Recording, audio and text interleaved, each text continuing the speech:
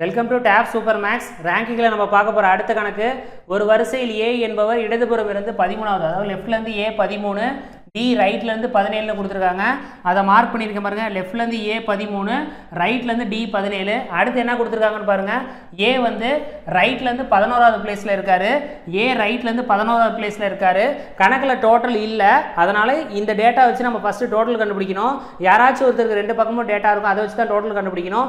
ஏக்கு டேட்டா இருக்குது, அப்போ நான் டோட்டல் கண்டுபிடிக்க போகிறேன். லெஃப்ட்லேருந்து ஏ 13, ரைட்லேருந்து 11, -1, 11 1 போனால் 10, 13 + 10 23. டோட்டல் கண்டுபிடிச்சாச்சு. கேள்வியில் என்ன கேட்டிருக்காங்கன்னா, டி லெஃப்ட்லேருந்து எத்தனாவது பிளேஸ்ன்னு கேட்டிருக்காங்க. நான் அதை கண்டுபிடிக்க போகிறேன். டோட்டல் 23 கண்டுபிடிச்சிட்டேன். லெஃப்ட்லேருந்து டியோட பொசிஷன் கேட்டிருக்காங்க. ரைட்லேருந்து டியோட பொசிஷன் எத்தனைனா 17 -1, 17 1 போனால் 16, +16 எங்கிட்ட வந்தால் -16. அப்போ 23ல் 16 போச்சுன்னா 7. அப்போ டியோட பொசிஷன் எத்தனைனா லெஃப்ட்லேருந்து 7வது பொசிஷன். இதே மாதிரி கணக்கை நான் டிஸ்கிரிப்ஷனில் கொடுக்குறேன். ஆன்சரை கமெண்ட் செக்ஷனில் கமெண்ட் பண்ணுங்கள். தேங்க்யூ.